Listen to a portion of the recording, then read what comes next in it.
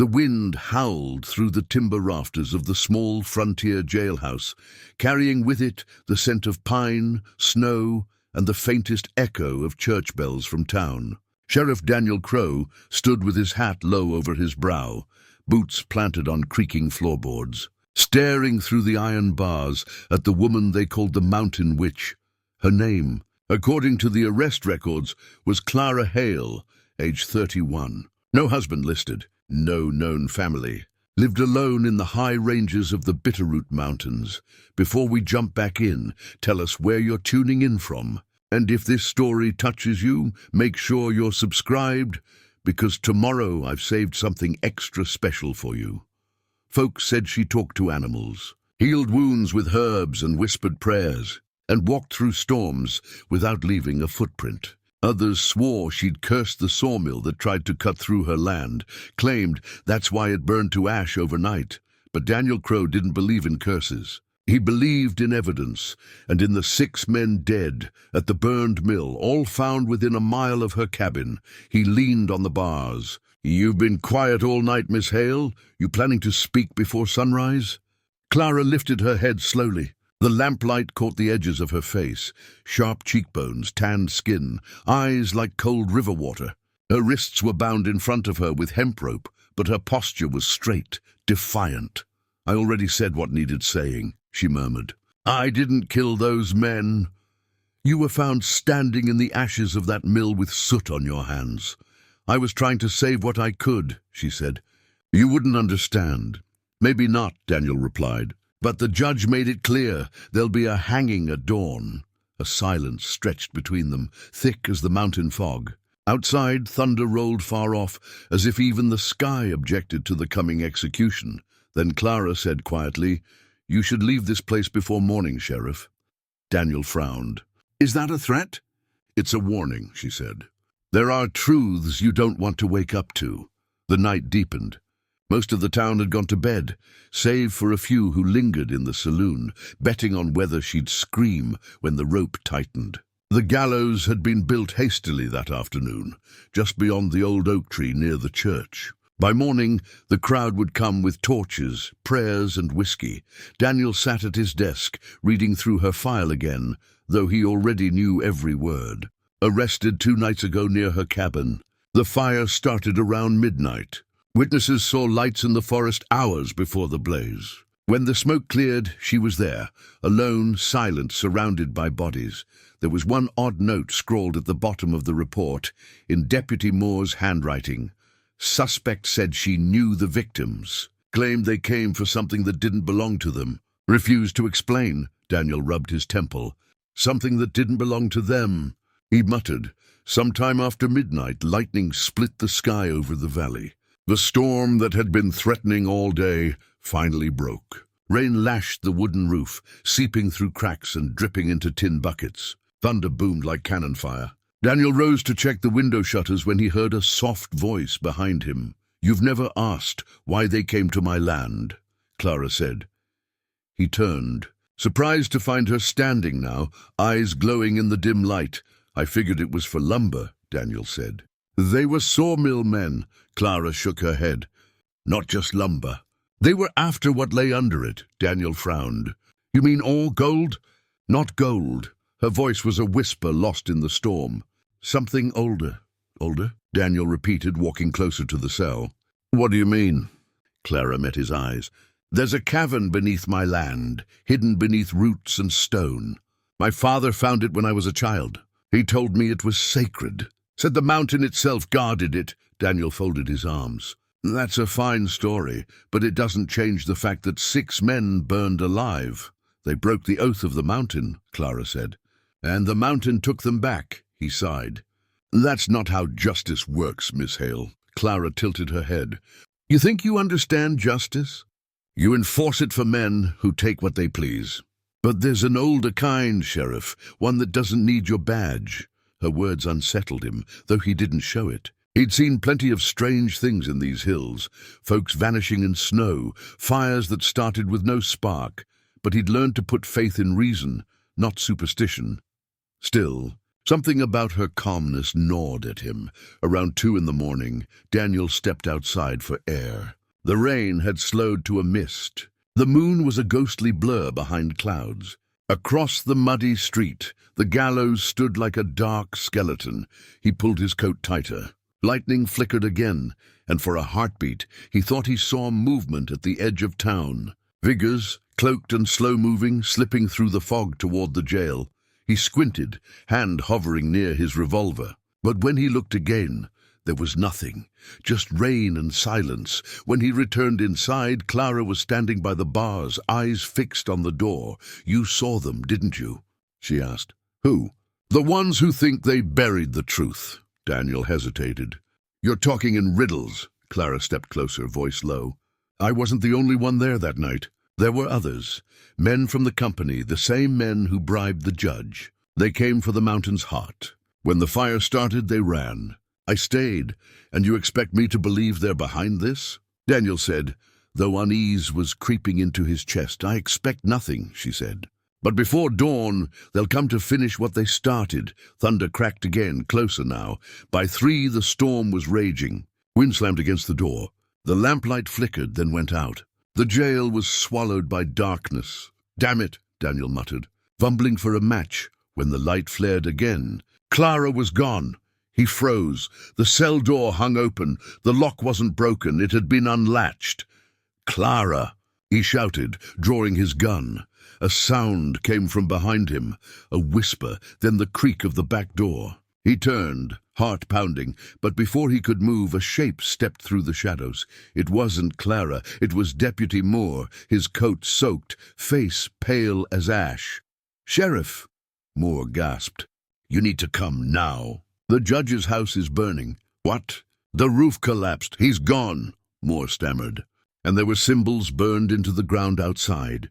"Same ones they found at the mill." Daniel holstered his gun. "Where's Clara Hale?" "She's still in her cell, ain't she?" Daniel swallowed hard. "Not anymore. They rode through the storm, hooves pounding the mud road, lightning streaking across the black sky. The judge's house stood on a ridge overlooking town, what remained of it anyway. The fire had reduced it to a skeleton of beams and cinders. The rain hissed on what embers were left. Moore dismounted first, coughing from the smoke. "Sheriff, look here." He pointed at the ground where the flames had scorched strange patterns into the dirt, circles within circles, spirals lined with ash and salt. Daniel knelt, touching one cautiously. The soil was hot even through the rain. "What the hell is this?" Moore whispered. "I don't know," Daniel said. But deep down, he wasn't sure he wanted to. A shout came from one of the townsmen helping douse the embers. "Sheriff!" "Over here!" Daniel ran over and stopped dead. Near the charred porch steps lay a body. Not the judge. It was Elias Ford, owner of the Bitterroot Timber Company, the man who'd built the sawmill that burned. His skin was gray, eyes open, mouth twisted in terror. And across his chest was carved a crude symbol, the same spiral pattern from the ground. Moore crossed himself. "Sweet Lord." Daniel rose slowly. "Get a sheet." "Cover him!" He turned back toward town, rain streaming down his face. Somewhere out there, Clara Hale was walking free in the dark, and every instinct he had told him that this was only the beginning. Back at the jailhouse, he found something else that made his blood run cold. The rope that had been tied around Clara's wrists lay neatly on the bench. Not cut, untied. And beneath it, scratched into the wood, were 3 words. "Ask about Evelyn." Daniel stared at the name until his heart began to hammer. Evelyn Crowe, his sister, dead for 10 years. He sat heavily in the chair, staring at the mark until dawn's first grey light crept through the shutters. Outside, the storm had finally passed. But in the silence that followed, the sound of hoofbeats echoed again, this time from the forest road. Clara Hale was coming back. She appeared at sunrise, walking barefoot through the mud, rain dripping from her hair. Her dress was torn, but her gaze was calm, steady. She stopped in front of the jailhouse as if nothing had happened. Daniel stepped outside, revolver at his side. "You broke out." "I walked through an open door. You expect me to believe that?" I expect you to listen. He hesitated. You wrote my sister's name. How do you know her? Clara's eyes softened. Because she saved me, Sheriff. Long before she died, Daniel froze. That's not possible. Evelyn, she came to the mountains once after the war, Clara said. She was sick, lost. My father found her near the river. She stayed with us for months. He taught her the mountains' ways, the same ones I use now. She called me her little sister. Daniel swallowed hard. You're lying. I wish I were, Clara said softly. But when the fire took your sister, she left something behind. A promise, to protect the heart of the mountain no matter the cost. He stared at her, the words colliding with memories he'd buried for years. His sister's sudden trips into the woods, her notebooks filled with drawings of strange symbols, her cryptic warnings before she vanished in a flood. What heart of the mountain? He asked quietly. Clara stepped closer. A source of life older than any mine. The company found it, tried to take it. But they woke something they couldn't control. Daniel shook his head. You're telling me a story to save your neck. If you hang me, Clara said, the truth dies with me. And what's buried in those hills will rise again. A long silence fell. The sun climbed over the ridge, painting the wet earth gold. The town bell began to ring. Time for the hanging. Daniel looked at the crowd gathering near the gallows, then back at Clara Hale. She didn't plead. She didn't cry. She just said, You have your sister's eyes. Something inside him cracked. By the time the deputies came to fetch her, Daniel had made his decision. Sheriff? Moore asked, confused, as Daniel unlocked the cell. We're supposed to... I'll take her myself, Daniel said curtly. He led Clara toward the gallows. The crowd whispered, shifting uneasily as thunder rolled again in the distance. The noose hung waiting, swaying slightly in the wind. The judge was gone. The company's owner was dead. And the sheriff was about to hang a woman tied somehow to both his past and the mountain's secret. He climbed the platform beside her. Any last words, Miss Hale? Clara's gaze swept over the gathered faces, some filled with fear, others with hatred. Then she looked at Daniel. Only this, when the earth trembles tonight, remember who you serve. Daniel frowned. What do you... Before he could finish, a rumble shook the ground. The crowd gasped. The gallows creaked as the wooden posts shuddered. Birds exploded from the trees. Then came the sound, deep, hollow, rising from beneath the earth, like the growl of something waking after 1,000 years. The rope snapped from its beam. The platform split. People screamed and ran as the ground cracked open beneath the oak. Daniel grabbed Clara's arm, dragging her from the edge as the gallows collapsed into a sinkhole of smoke and flame. When the dust cleared, the noose lay empty, and Clara Hale was gone. Later that night, Daniel rode up into the mountains alone. The rain had started again, cold and relentless. He followed the narrow trail that led to her cabin, half burned but still standing. Inside, he found nothing but a single lantern and an old photograph. It showed 3 people, his sister Evelyn, a tall man with kind eyes, and a young girl, Clara, smiling shyly beside them. On the back, written in faded ink, for Daniel, when you're ready to know the truth. He stood there for a long time. Lantern flickering, rain beating on the roof, and from somewhere deep in the mountain, he thought he heard her voice. Justice isn't always written in law, Sheriff. Sometimes it's written in the earth. The next morning the fog hung low over Bitterroot Valley like a heavy curtain. Sheriff Daniel Crowe hadn't slept. He sat slumped in his cabin chair, the photograph still clutched in his hand. Its edges warped from damp and sweat. He had seen many kinds of death, bandit raids, mining accidents, sickness, but nothing like what had happened yesterday. The ground splitting open beneath the gallows, fire bursting from the soil, the crowd scattering like frightened birds. Clara Hale had vanished into that chaos, swallowed by the mountain as if it had opened its jaws just for her. And then there was the photo. He turned it over again. For Daniel, when you're ready to know the truth, the girl beside his sister was Clara, no doubt. And the man, maybe her father. He had to know. Daniel holstered his revolver, grabbed his coat and stepped into the mist. The path to the upper ridge was barely visible, slick with dew and scattered pine needles. The air smelled of damp moss and smoke. He rode until the trail narrowed into a rocky climb, then dismounted and led his horse by the reins. Halfway up, he saw the remains of the old sawmill below, the blackened ruins now just a dark stain on the earth. Smoke still rose from the charred timbers. He remembered Elias Ford's body, the strange symbol carved into his chest. The same pattern had been burned into the judge's yard. Clara's words echoed in his head. They came for what lay under it. He reached the clearing where her cabin stood. The front wall had collapsed, the windows blown out by the fire. But someone had been here since. The ashes were brushed aside, and there were fresh boot prints in the mud.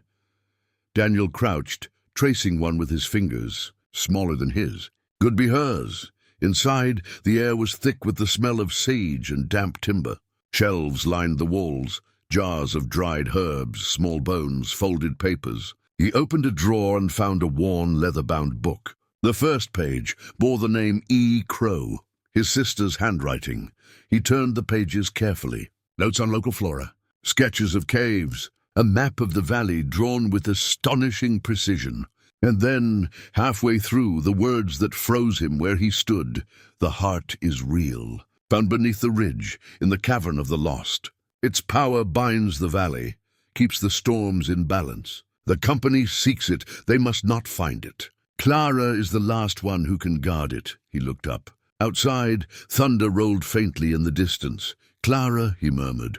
A noise broke the silence, twigs snapping outside. Daniel pulled his revolver, moving quietly to the doorway. Through the mist, he saw movement. A figure cloaked in grey, half hidden behind the trees. "Hold it right there," he shouted. The figure froze, then slowly turned. It was Reverend Pike, the town preacher. His face was pale, his clothes spattered with mud. "Sheriff," Pike said, hands trembling, I came to pray for the dead." "Out here?" Daniel asked coldly.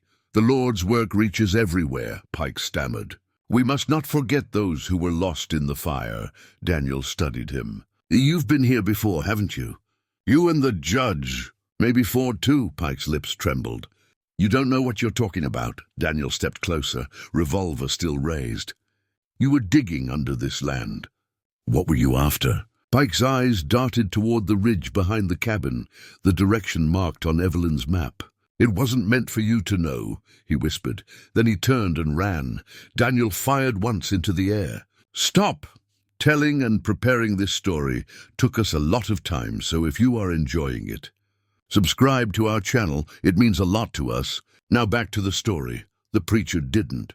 He crashed through the brush, slipping on wet roots, and vanished down the slope. Daniel cursed under his breath and followed.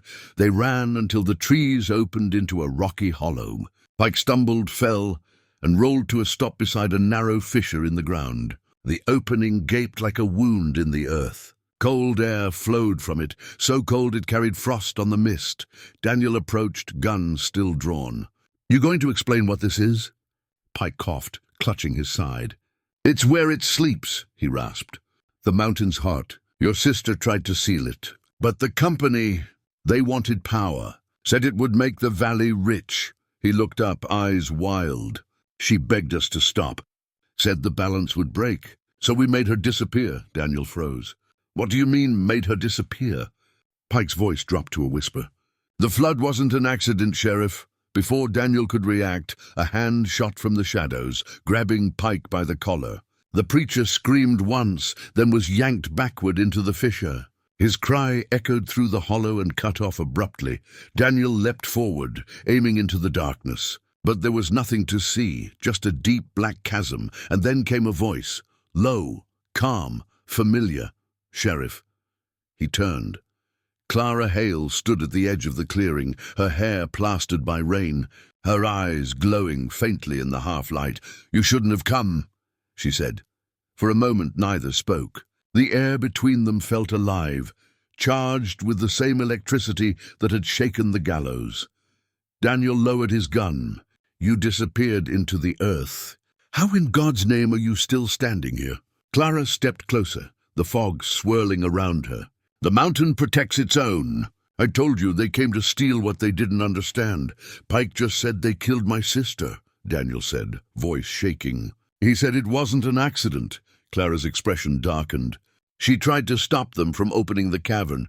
The flood was their doing, but the mountain took payment for her blood. "That's why I stayed, to finish what she started." Daniel's throat tightened. "You expect me to believe all this, that some mountain spirit's punishing the town?" "Not a spirit," Clara said.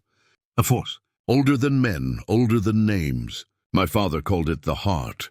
Your sister called it balance. It gives life, but it takes it too." She knelt by the fissure. The ground shimmered faintly beneath her fingers, like moonlight on water. Ford and the others wanted to harness it, to draw power from the stones. But once disturbed, the heart turns wild.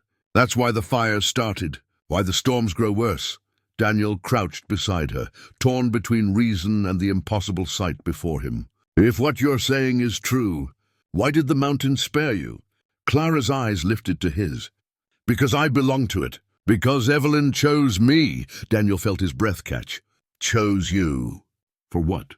"To carry what she couldn't," Clara said softly. "Her bloodline ended with you, Sheriff, but her promise didn't." A sound echoed through the trees, distant shouts, the clatter of hooves. Daniel's head snapped up. "Town men," he muttered. "They must have followed me." Clara stood, her expression suddenly fierce. "They can't find this place. If they do, it's over." He hesitated. "Over how?" "The valley will fall," she said simply. "The river will rise, the earth will break. The heart won't tolerate another theft." Daniel's mind raced. He'd seen the greed in Ford's eyes, the arrogance of the judge, the fear in Pike's. He'd also seen the impossible, the earth moving, storms answering her voice. He made his choice. "Go," he said. "Hide." Clara looked at him, startled. "You'd protect me now?" "I'm not protecting you," he said. "I'm protecting the truth. My sister's truth." For the first time, Clara smiled, sad but warm. "You have her courage." She slipped into the mist and was gone. Minutes later, the deputies and a dozen townsmen burst into the clearing, rifles in hand. Deputy Moore spotted the fissure and gasped. "Sheriff, she's down there?" Daniel nodded slowly. "Maybe the preacher too." "What happened to Pike?" one man asked. Daniel holstered his gun. The ground gave way. He fell. The men peered into the darkness but saw nothing. The hole seemed to close on itself, as if the earth had swallowed its secret. Moore glanced at him nervously. "You think she caused it again?" Daniel looked toward the ridge where the storm clouds gathered, black and heavy. "No," he said quietly. "I think we did." That night, Daniel returned alone to the sheriff's office. The town was restless. Rumors spread faster than fire. Some said the gallows curse had claimed the preacher. Others whispered that Clara Hale had turned to mist and walked away from death itself. He poured a glass of whiskey, but his hands shook too much to drink it. Instead, he took out Evelyn's notebook again. At the back was one final entry dated 3 days before her death. "The seal is weakening. If the miners return, the heart will awaken. I've left the key with Clara. She will know what to do when the storms call her name." The key. Daniel searched the pockets of his coat and found something he hadn't noticed before. A small piece of carved stone, smooth and dark, shaped like a spiral. The same pattern burned into Ford's chest. He didn't remember picking it up. As he turned it over, a low hum filled the room. The lantern flame wavered, and the air grew cold. Then he heard her voice again, faint but unmistakable. "Daniel!" He spun around. "No one there. Come to the ridge," the voice said. "It's time." The lantern flickered once more and went out. By dawn, Daniel was back in the saddle, riding toward the ridge. The valley below was still, the sky tinted a strange copper-gray. He passed the ruins of the gallows, nothing left now but broken beams and scorched earth. When he reached the summit, he saw her. Clara stood at the mouth of a cave. The same fissure now widened into a tunnel of blue light. "You found the key," she said. He held up the stone. "What does it open?" Clara looked toward the horizon, where lightning coiled silently through the clouds. "Not a door," she said, "a bond. Between the living and the land." He dismounted, pocketing the stone. Tell me the truth, Clara. No more riddles. What happens if we don't close it? The valley will devour itself, she said. The rivers will rise, the crops will die, the storms will never stop. The mountain's heart is breaking. Daniel stepped closer. Then we fix it. Her gaze softened. You're willing to trust me now? He nodded once. You're the only one left who knows how. Clara took his hand, her fingers cold as river stones. Then you must walk with me, she said. Into the dark. Together they stepped into the cavern. The air shimmered around them, whispering voices, echoes of forgotten prayers. The walls glowed with veins of silver light, pulsing like a heartbeat. Deeper they went, until the tunnel opened into a vast chamber. At its center was a pool of luminous water, and within it a great stone pulsed like something alive. The light flickered faster as they approached, filling the space with a sound like rushing wind. Daniel stopped, awestruck. What is it? The heart, Clara whispered. Evelyn helped seal it once. Now it's time to do it again. She knelt, placing the stone key at the pool's edge. The light dimmed, then flared bright enough to blind him. Wait, Daniel shouted. What happens to you? Clara turned, her face serene. The heart needs a guardian. It always has. He realized then what she meant, and panic rose in his chest. No, you don't have to do this, she smiled faintly. I already did long ago. When your sister gave me her life, the ground trembled. The walls began to close. Daniel lunged forward, grabbing her arm. Clara. She pressed the stone into his palm. Keep the balance, Sheriff. And then, before he could stop her, she stepped into the light. The cavern roared like thunder, swallowing her whole. When the brightness faded, Daniel stood alone. The pool was calm again, the mountain silent. He fell to his knees, the key still warm in his hand. Outside, dawn broke clear and gold, the first morning without storm in weeks. But in the stillness, one thought echoed in his mind. The guardian is gone, and now the heart belongs to me. For 2 days after the storm, Bitterroot Valley knew an eerie peace. No thunder, no wind, no rain, just silence. But Sheriff Daniel Crowe couldn't shake the sound that haunted him, the echo of Clara's voice, swallowed by the cavern's light. He could still feel the warmth of the stone key pressed into his palm, could still smell the damp, living air of the heart chamber. Now that same key lay heavy in his pocket, impulsing faintly with a rhythm that didn't belong to him. He told no one what had happened in that mountain. To the townsfolk, Clara Hale had simply vanished. Some said she turned to ash. Others whispered she'd become the storm itself. Daniel let them talk. The truth was stranger. The truth was alive. He woke the third night to a strange noise, a low hum that filled his small cabin, vibrating through the floorboards. The lanterns flickered without flame. His breath came out white in the sudden chill. Then came the whisper, "Daniel." He sat upright, hand flying to the revolver beside his bed. "Who's there?" No answer. Only the whisper again, softer now, from the shadows near the window. The balance must hold. He stood, heart pounding, and pulled back the curtain. Outside, the forest shimmered faintly with light. Not lightning, something gentler, drifting between the trees like blue fireflies. They formed patterns, swirling spirals, the same symbol that had been carved into Elias Ford's chest. And as he watched, one of the lights broke away and floated toward him, slipping through the glass as though it weren't there. It hovered in front of him, pulsing in rhythm with his heartbeat. When he reached out, the light touched his palm, and the key in his pocket burned hot. Daniel fell to his knees with a gasp.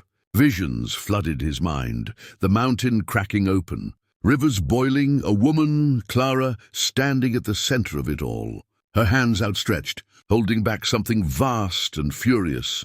Then the light winked out, the room went dark. At sunrise, Daniel rode into town. He needed answers. Deputy Moore met him outside the office, looking anxious. "Sheriff!" "You all right? Folks have been asking after you." "I'm fine," Daniel said curtly. "What's happened?" "Another death. Found out near the river. One of the company foremen, Josiah Hanks." Daniel's gut tightened. "How?" Moore shifted uncomfortably. "Hard to say. No wounds. No gunshot. Just dried up. Like he'd been lying in the sun for a month." skin gray, eyes wide open, and he swallowed hard. That same spiral mark on his chest. Daniel turned toward the stables. "Show me." They found Hanks laid out on the riverbank, half covered by reeds. His skin was brittle and cracked, his body twisted as though he'd died mid-scream. The spiral symbol was faint but unmistakable, burned into his flesh by some unseen fire. Moore looked pale. "You think the mountain woman's behind it? Maybe she's still out there?" Daniel crouched, studying the body. The air smelled faintly of ozone, like lightning. "She's gone," he said quietly. "But something else isn't," Moore frowned. "What do you mean?" Daniel straightened.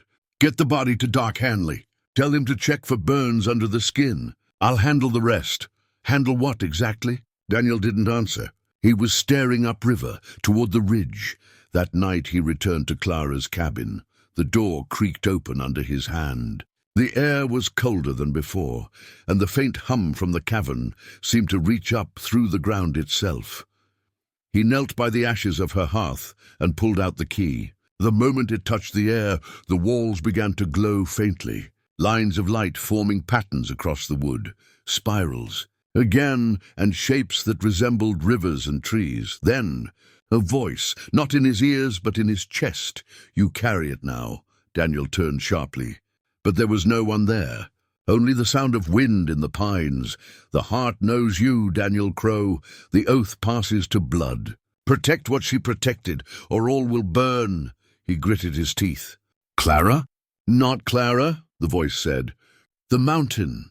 The light flared, and suddenly he saw her, her reflection in the window pane, calm and ghost-like, her hair haloed with blue fire. "You can still choose," she said. "Seal it, or let it consume you." He stepped closer. "Why me? Why not you?" "Because I gave myself to the heart. It listens only to those who live." The reflection faded, leaving the cabin dark once more. Daniel sank to his knees, trembling. He was the sheriff of Bitterroot Valley, keeper of law, protector of men, and now, somehow, the guardian of something older than all of them. The next morning, word spread through town like wildfire.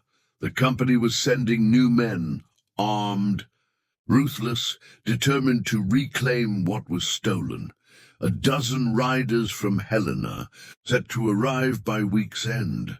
Daniel called a meeting in the church hall. Dozens of faces filled the pews, miners, farmers, widows, and drifters, all whispering about curses and lights and missing bodies.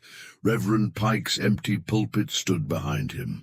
Draped in black, Daniel slammed his badge onto the table. "You all want the truth?" he said. "Here it is. The fires, the storms, the deaths, none of it was her doing. It's the land. It's been disturbed. The company dug too deep." A man in the crowd shouted, "So you're defending that witch now?" Daniel's gaze was cold. "She wasn't a witch. She was protecting us." Murmurs spread through the room. Some fearful, some angry. An old trapper named Lyle stood up. "And what about that mark? The one burned into the men? You saying the land did that too?" Daniel hesitated. He couldn't tell them what he'd seen. The key, the glowing light, the voice in his head. "They'd hang him for madness, I'm saying," he said finally. "If we don't leave that mountain alone, we're all next." The hall erupted in shouting. Men argued, women wept.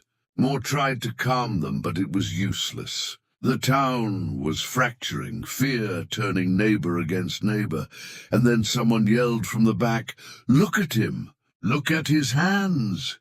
Daniel froze. He looked down and saw faint blue veins glowing beneath his skin, pulsing like threads of light. The crowd recoiled. "Lord, save us," someone whispered. "He's got the curse." By nightfall, half the town had turned on him. When he stepped outside, the streets were nearly empty. Windows shuttered, doors barred. He could hear his own name hissed behind curtains. Sheriff Witch, heart thief, mountain servant. He returned to his office, exhausted, but before he could shut the door, Moore appeared. "Daniel, what's happening to you?" "I don't know," he said. "But I can't stop it." Moore stepped closer. "Tell me the truth. What did you find up there?" Daniel hesitated. "The heart, it's real. Clara was right. And now it's inside me." The deputy's eyes widened. "Inside you?" Daniel pressed a hand to his chest. "I feel it like a second heartbeat. When I'm angry, the ground trembles. When I touch water, it freezes. It's not human." Moore backed away slowly. "You need help, Sheriff. Maybe a priest." "No priest can fix this," Daniel snapped. "It's bigger than faith. It's the mountain itself. And if those company men get here, they'll wake it again." Moore swallowed hard. "What are you going to do?" Daniel's eyes darkened. "Whatever I have to." That night, lightning danced along the ridges again, but no thunder followed. Just light, moving unnaturally across the peaks. Daniel stood outside his cabin, watching. His breath misted in the cold air. The key pulsed in his hand like a living thing. He could feel the mountain calling him back. "Seal it." Clara's voice whispered faintly, "Before they come." But another voice rose beneath it, darker, older, coiling like smoke in his mind. "No. Open it. Let them see. Let them pay." He stumbled backward, clutching his head. The two voices twisted inside him, one of mercy, one of vengeance, and for a moment he wasn't sure which one was his. By dawn, he made his choice. He saddled his horse, strapped his rifle, and rode toward the ridge once more. If the heart wanted him, it could have him, but on his own terms. He would face it before the company men arrived. End it one way or another. The trail was slick with frost, the air sharp as glass. The closer he got, the louder the hum grew. By the time he reached the cavern entrance, the sound was deafening, a chorus of whispers, like thousands of unseen voices chanting at once. Daniel dismounted, lit a lantern, and stepped inside. The light flickered on the walls, revealing handprints, some small, some large, pressed into the stone as if melted there. His sister's, Clara's, and now his own. When he reached the heart chamber, the pool was no longer calm. It churned violently, light flashing from within like lightning trapped underwater. Daniel stepped forward, voice shaking. "You wanted a guardian. You've got one." He threw the key into the pool. The mountain roared. The ground split beneath his boots. Blinding light surged upward, wrapping around him in bands of fire and ice. "Balance must hold," Clara's voice cried. "Break it," hissed the other. "Set them free," Daniel screamed. The light poured into him, through him, searing his veins with molten fire, and then silence. When the glow faded, he stood alone on the cavern floor, his lantern shattered beside him. The pool was gone, the chamber still, but his eyes glowed faint blue. The mountain had chosen its new heart. Outside, a wind swept down the ridge, carrying the scent of rain and lightning toward the valley. The trees bowed low, whispering his name. Sheriff Daniel Crowe looked down at his trembling hands, veins of light flickering beneath the skin. He could feel everything, the rivers flowing, the stones shifting, the trees breathing, and deep beneath it all, the pulse of something vast and ancient, beating in time with his own. He wasn't just the law anymore. He was the balance, or the storm. By the time the sun rose over Bitterroot Valley, the first of the company riders had already crossed the eastern ridge. 12 men in black coats, rifles slung across their backs, their faces hard as river stones.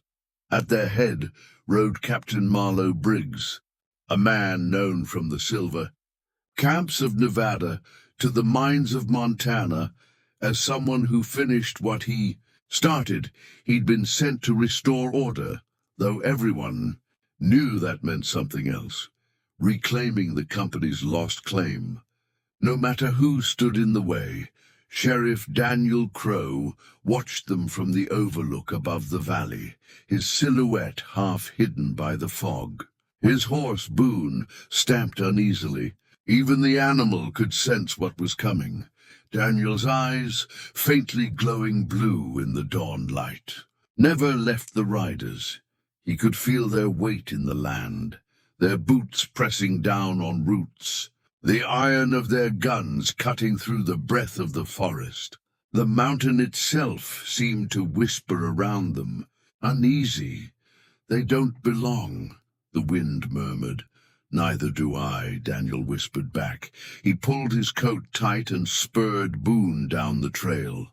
By noon, the town of Bitterroot had turned into a tense hive of whispers. The riders dismounted in front of the saloon, their boots thudding like hammer blows on the porch. Captain Briggs removed his hat, dusted it off, and stepped inside. Followed by his men, the piano stopped mid-note. All eyes turned. Briggs smiled, though it didn't reach his eyes. "Afternoon, folks." "I'm looking for your sheriff." No one spoke. Then Deputy Moore, standing by the bar, cleared his throat. "Sheriff Crowe's not here." Briggs raised an eyebrow. "Is that right? Word was he's the law in these parts." "He is," Moore said. "But he's up in the mountains." "Doing what?" Moore hesitated. "Protecting the town," Briggs chuckled softly. "Protecting it from what, son?" "The wind." There was a murmur of laughter from his men, but it died quickly when Briggs slammed a wanted poster onto the bar. The ink was still wet. At the top, in bold print, Daniel Crowe, wanted for treason, theft, and murder. Moore's jaw dropped. "That's a lie," Briggs smiled. "Maybe, maybe not. Orders came straight from Helena. Seems your sheriff's gone rogue. Took something the company says belongs to them. Something valuable." Moore's stomach turned cold. He knew exactly what Briggs meant. The key. Up on the ridge, Daniel reached the old watchtower overlooking the valley.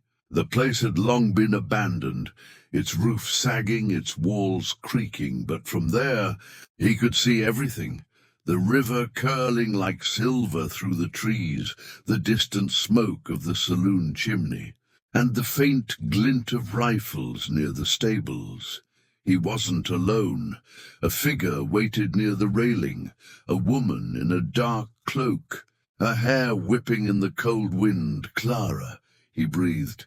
She turned, her eyes faint and distant, glowing with the same light that now lived in his veins. "You shouldn't have come back," she said softly. "They're coming for the mountain," Daniel replied. "For what's inside it." Clara's face hardened. "Then they'll wake it." He took a step closer. "Tell me how to stop it." She shook her head. "You can't stop what's already begun. The heart doesn't forgive.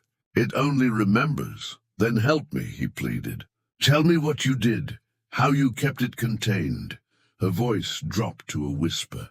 "By giving everything I was, by binding my soul to it." "You think you can hold it, Daniel?" "It'll tear you apart." He clenched his fists. "If I have to die to protect this valley, so be it." She looked at him for a long moment, something like sorrow in her ghostly eyes. "Then die well," she said, and she was gone, fading into the mist. By evening the riders had set up camp on the edge of town. They posted guards and hung lanterns that burned through the fog like fireflies. Inside the saloon, Briggs gathered his men. "We move at dawn," he said. "Straight up to Hale Ridge. The mine's still there, and I don't care what kind of stories these people tell. Ghosts, curses, mountain witches. We're taking back what's ours." One of his lieutenants, a scar-faced man named Dugan, frowned. "So they say Crowe's up there." That he's changed, Briggs smirked. Then he'll wish he hadn't. At that same hour, Daniel stood by the river, the water shimmering faintly beneath his hands. He could feel it breathing with him, pulsing with the same rhythm as his heart. The key's energy had fused into his blood. He could sense every drop of water in the valley, every gust of air moving between the trees, but it came at a price. The more he used it, the less he felt human. His voice echoed differently now, half wind, half thunder, and when he looked in the river's reflection, sometimes he saw Clara's eyes staring back. Deputy Moore found him there just before midnight. "Sheriff," he said cautiously, stepping out of the trees. Daniel didn't turn. "You shouldn't have come. They're here," Moore said. "Briggs and his men. They've got a warrant for your arrest. They think you stole from the company." "I did," Daniel said quietly. Their greed woke something they couldn't understand. "I just took back what never belonged to them." Moore hesitated. "What are you planning to do?" Daniel finally turned and Moore flinched. The sheriff's eyes glowed brighter than ever, his pupils ringed with light. "They want the mountain," Daniel said. "I'll give it to them." When dawn broke, the riders moved out, 12 men on horseback, their breath steaming in the cold air. The townsfolk watched in silence from their porches. The mountain loomed ahead, half shrouded in cloud.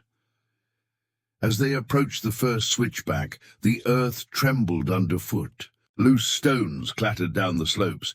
Briggs glanced around. "Earthquake?" But Dugan shook his head. "No, sir. It's him."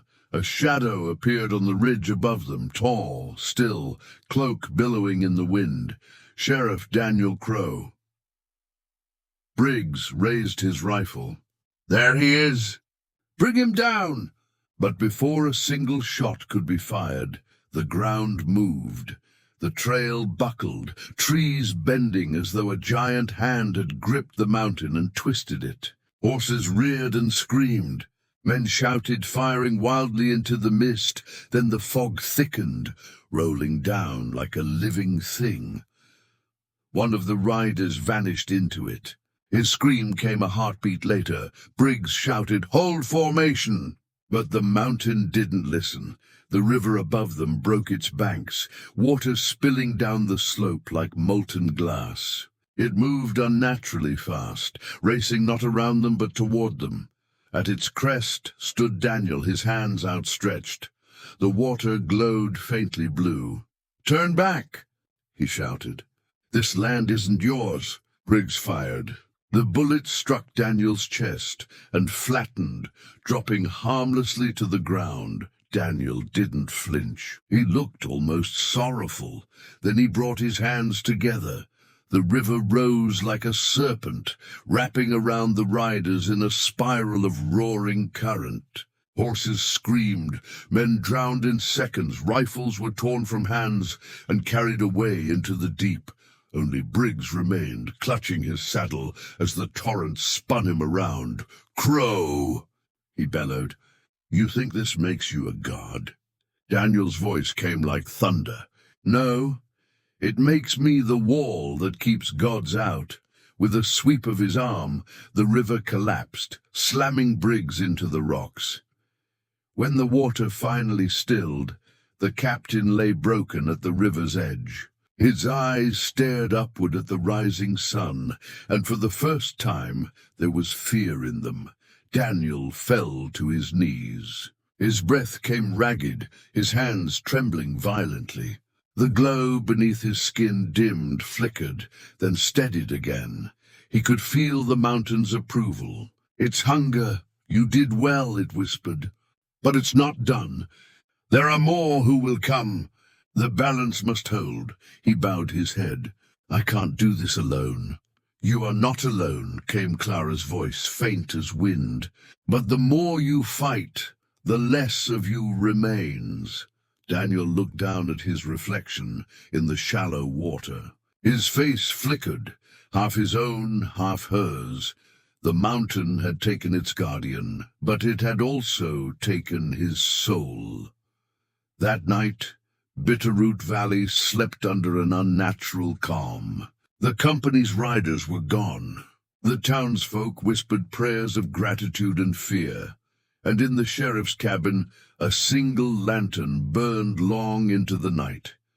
Daniel sat at his desk, his badge lying beside him. The metal glowed faintly with the same blue light that ran through his veins. He picked up his journal and began to write. Day 1 of the mountain's peace, but peace feels wrong. Too quiet. I hear the river whispering names in my sleep. Hanks, Ford, Briggs, the ones it took. Clara says it's the price of balance. But how many more before it's too heavy to carry? He stopped, staring at the ink swirling across the page. It pulsed once, faintly glowing, like veins beneath skin. Daniel closed the book slowly. Outside, thunder rumbled once over the peaks. The mountain was dreaming again. The morning after the flood, Bitterroot Valley was quiet in that uneasy way that comes after a storm. The river had receded, but its banks were strewn with wreckage, splintered trees, broken rifles, and what was left of the men who dared climb the mountain. No one went near the water, not even the bravest trappers. Inside the sheriff's cabin, Daniel Crowe sat motionless by the window, his rifle leaning against the wall, untouched. His hands, once steady, trembled slightly as the light hit them. The veins beneath his skin glimmered faintly blue, like fireflies trapped beneath the flesh. He hadn't slept. Every time he closed his eyes, he saw her, Clara Hale, the woman they'd once called the Mountain Witch, bound in chains, standing at the gallows under that cold dawn years ago. He'd been a deputy then. He'd watched her hang, and now her voice whispered in his mind. Do you see, Sheriff? What they feared in me now lives in you. He rubbed his temples and muttered, I'm not you. You will be, came the answer. By mid-morning, the townsfolk began gathering in small clusters outside the general store, whispering, watching the cabin from a distance. He's changed, said old Martha Griggs, clutching her shawl. Did you see his eyes last night? Glowed like a cat's. Maybe it's just the lantern, someone muttered. No, another said. My boy saw him by the river. Said he was talking to the water. The murmurs grew darker. In a town where superstition was stronger than faith, it didn't take much. By noon the church bell rang once, not for prayer, but warning. Sheriff Crowe was no longer trusted. Deputy Moore pushed through the crowd. Jaw tight. Y'all best head home, he barked. Ain't nothing to whisper about. Martha crossed her arms. If you won't do something, we will. We seen what happened to the company men, drowned without rain. You tell me that's natural? Moore's voice hardened. You think he wanted that? He brought it here, she snapped. Just like she did. The name hung in the air like smoke. She, Clara Hale, the mountain witch who'd been hanged and buried 20 years ago. Up at the ridge, Daniel felt the shift before the shouting even began. The mountain told him in a whisper of wind through pine needles, the fear threading through the town like a sickness. He gritted his teeth. Not again! They fear what they can't name, Clara's voice said. I told you this. I'm not here to be their ghost, he growled, then stop acting like one. Her presence flickered beside him, faint, half light and shadow, her features soft with sorrow. You carry the same curse, Daniel. The heart binds to protect, but it doesn't choose kindly. He turned toward her. How do I break it? You don't. Then why me? Clara's eyes met his. Because you stayed when everyone else left. The mountain listens to loyalty. He looked away, anger surging like a second pulse. And what if I don't want its damn gift? The wind hissed. The trees shivered. "It's not a gift," she whispered. "It's a debt." By late afternoon, the mayor came knocking. Daniel opened the door to find Mayor Tulliver standing stiffly on the porch. Hat in hand, two men behind him, one holding a Bible, the other a shotgun. "Sheriff Crowe," the mayor began, his voice uneasy. "We've had reports, strange happenings. Folks are spooked." Daniel said nothing. Tulliver cleared his throat. "Now you've done good work here, kept us safe. But that business at the river," Daniel's gaze cut him off. "You want to ask if I killed them?" The mayor hesitated. "I want to know what kind of power you called down." The silence stretched heavy as thunder. Finally, Daniel said, "I didn't call anything. The mountain defends itself." Tulliver frowned. "Mountains don't kill men, Crowe. Men do." The sheriff's jaw tightened. "You'd be surprised." Behind the mayor, the man with the shotgun shifted uneasily. "People are scared," Tulliver said. "They're saying you're touched. That maybe whatever cursed Clara Hale's land finally took you too." Daniel's voice dropped to a near growl. "Tell your people this. The only curse in this valley is greed, and it wears a fine coat and rides with a ledger." The mayor swallowed. I'll pass that along." He turned to leave. But before he could step off the porch, Daniel added quietly, "And if you send anyone else up here with a gun, they won't come back." That night, the fog returned. It rolled through the streets of Bitterroot like smoke from a dying fire. Lamps flickered out. Horses neighed nervously in their stalls, and from the ridge above, a faint blue glow pulsed between the trees, like a heartbeat. Deputy Moore, unable to sleep, saddled his horse and rode out toward it. He found Daniel standing in the clearing near the river, his hands pressed against the earth, eyes half closed. The water beside him wasn't still.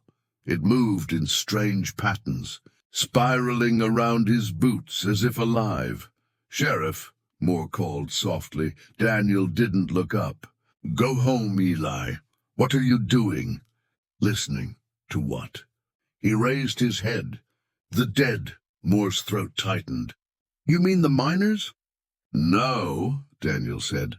"The mountain. The ones buried inside it. The ones they never told you about." He stood, his shadow stretching unnaturally tall in the fog.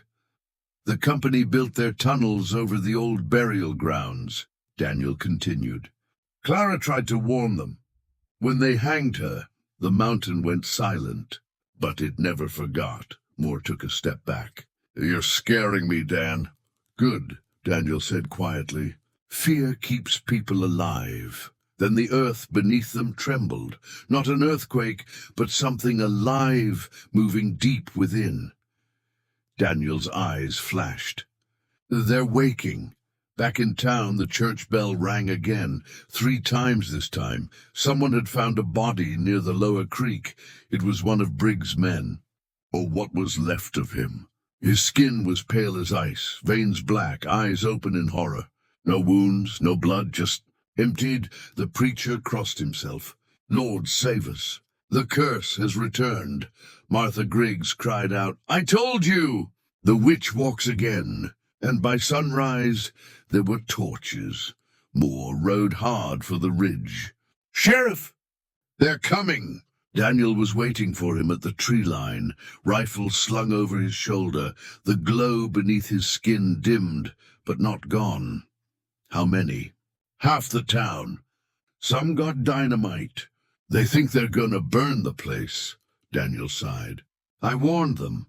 "Don't do this," Moore said desperately. "They're scared, Dan. You can still talk 'em down." Daniel's gaze drifted toward the valley, flickering torches, moving like a river of fire through the pines. "I'll try," he said softly. But the mountain's patience is thin. By the time the mob reached the ridge, the fog had thickened to a wall. They stopped at the clearing's edge, muttering. "Crowe." someone shouted. "Come out and face us!" Daniel stepped from the mist, coat billowing in the wind, his eyes faintly luminescent. He carried no gun, only his badge in one hand. "This isn't your fight," he said evenly. "Go home," Martha pushed forward, face twisted with rage. "You brought this on us." "You and her," the crowd murmured. Daniel's expression didn't change. Clara Hale died because people were afraid of what they didn't understand. "Don't make the same mistake. She killed miners. She warned them," Daniel said sharply. They didn't listen. Someone in the back yelled, "He's one of them now." A rifle fired. The bullet tore through Daniel's shoulder, but instead of blood, blue light spilled out, swirling like smoke before sealing itself. The crowd gasped. Martha dropped her torch. "God help us." Daniel raised his hand. "I don't want to hurt you." Then the mountain spoke. The ground shook, trees groaned, and the river below roared to life again. Torches went out. The mob screamed as the fog thickened, twisting around them like living cloth. When it cleared, the townsfolk were scattered, unharmed but terrified. Only Martha remained kneeling, sobbing into the dirt. Daniel turned away, his voice hollow. "The mountain protects its own." Afterward, the town was silent. No one spoke of the flood or the light. No one dared ride up the ridge again. And in his cabin, Daniel Crowe packed a single bag, rifle, journal, badge. He stepped outside, looked once toward Bitterroot Valley, and whispered, "Keep them safe." Clara's voice echoed faintly. "Where will you go?" He smiled sadly. "Where the mountain calls." Then he vanished into the mist, leaving only a faint blue glow fading into the dawn. 3 days after Sheriff Daniel Crowe vanished into the mountain fog, Bitterroot Valley returned to a tense, uneasy quiet. The torches that once lit the mob's march up the ridge now hung forgotten by the church door. The river had settled. The earth had stopped trembling, but the silence wasn't peace. It was waiting, and in that silence, Clara Hale's name began to surface again, whispered through cracked lips and trembling prayers. At dawn, Deputy Eli Moore stood by the edge of the river, staring at the faint shimmer of blue light still drifting beneath the current. He hadn't slept much since that night. Something in him refused to believe the sheriff was gone. He'd seen the way Daniel's body had begun to fade, not like a man dying, but like one leaving this world entirely. The water still pulsed faintly, glowing in time with some rhythm beneath the soil. And sometimes, when the wind shifted, Moore thought he could hear voices. Help him. He's still fighting. Follow the mountain's veins. He tightened his coat. Damn ghosts, he muttered, but still. He listened, and when he saw the glint of metal near the shore, he knew it wasn't by chance. Daniel's journal, soaked through, the pages swollen but the ink strangely untouched. The words shimmered faintly in that same eerie blue. Moore turned the first page and read, Day 5. I followed Clara's trail past the Twin Peaks. There's a cave system beneath the northern ridge. She called it the Veins. The air hums like it's alive. I think the heart is close. I feel it pulling at me. Day 6. I'm changing faster now. The mountain feeds when I sleep. My blood runs colder. I see her when I close my eyes. She's trying to warn me. Or maybe she's trying to take me back. Day 7. I found the gate. Moore froze. The last line was scrawled in uneven, desperate ink, as if written in the dark. He traced it with his thumb. The gate! He looked up at the peaks. A storm was gathering again. The same unnatural one that had rolled in when Clara Hale was executed 30 years ago. He shoved the journal into his coat and mounted his horse. Whatever Daniel had found, he wasn't done with it yet. By nightfall, Moore reached the northern ridge. He tied his horse beneath the old birch and began climbing.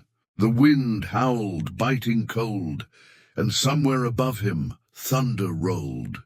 Too steady, too rhythmic. The path narrowed, curling around boulders that looked more like bones than stone. When he reached the mouth of the cave, he saw something that made him stop cold. A lantern, still burning, and beside it, a woman's shadow. "Clara," he whispered. The figure turned. Her hair was streaked with frost, her eyes deep pools of grey. But her face, though pale, was unmistakably human. "You shouldn't have come," she said softly.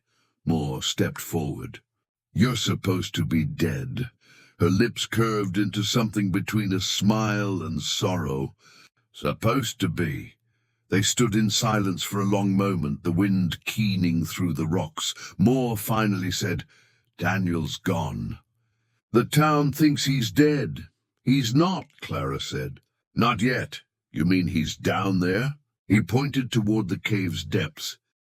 Clara's gaze flickered toward the darkness. "The mountain's heart doesn't give back what it takes easily." "Then we'll take him back," Moore said. She looked at him, really looked, and something like pity crossed her face. "You think this is something you can fight with bullets or prayers?" she said. "This isn't a man you're saving, Deputy. It's the last thread holding this valley together." Moore's jaw tightened. "Then he needs me more than ever." For a long moment she studied him. Then wordlessly she turned and picked up the lantern. "Follow close," she said. "And don't touch the walls. They remember everything." The tunnel spiraled downwards, slick and narrow, the air thick with a metallic tang that burned the lungs. Moore's boots slipped on the damp stone, but Clara moved effortlessly, as if the cave itself knew her steps. The light of the lantern flickered on strange carvings, figures half human, half earth, their arms raised toward something at the ceiling. "What is this place?" Moore asked. "The first mine," Clara said. "Before your companies, before the maps. The ones who built it were older than any of us." "Miners?" "Keepers," she corrected. "They found something beneath the mountain that wasn't meant to be found. They called it the heart, a living stone, or maybe something older than stone." She paused, touching the wall gently.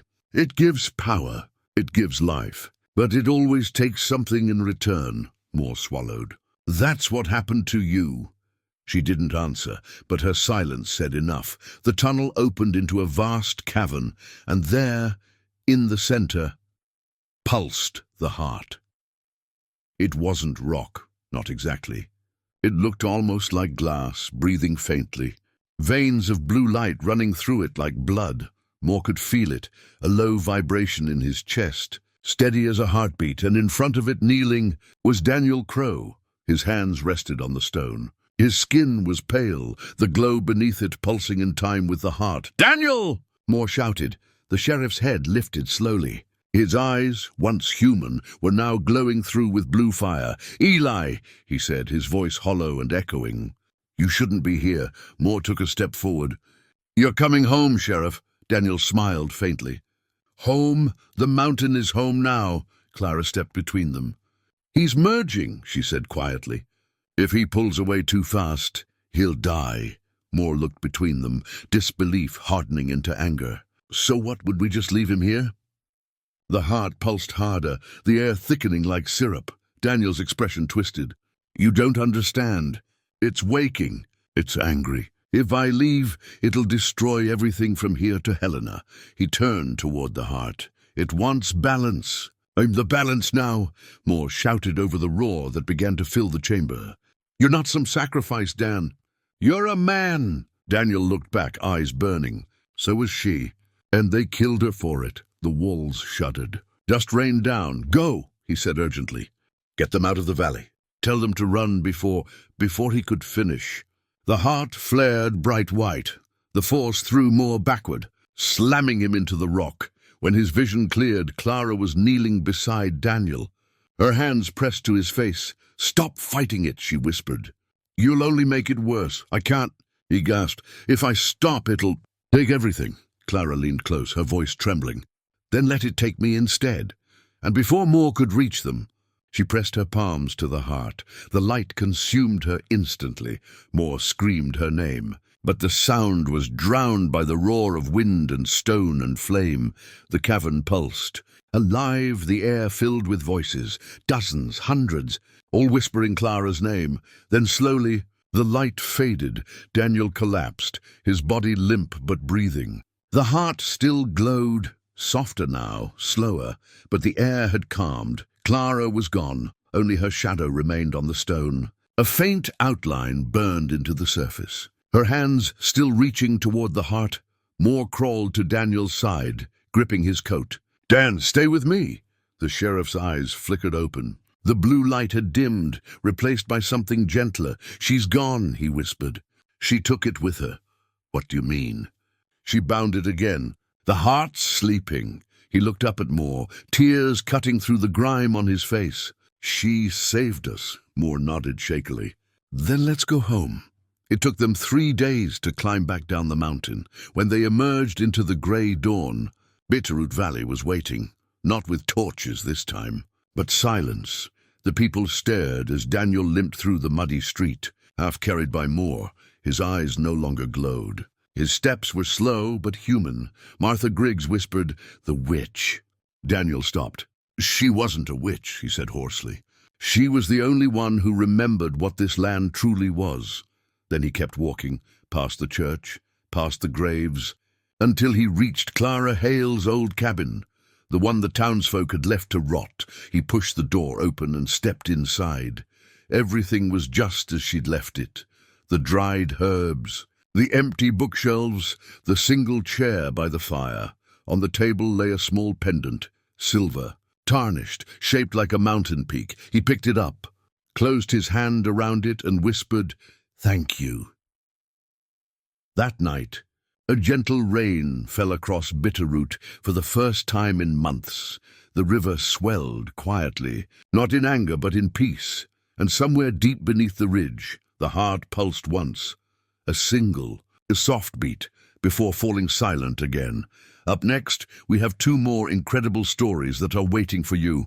Just click the image you want to watch, and it will take you there. If you enjoyed this video, make sure to subscribe. It would mean a lot.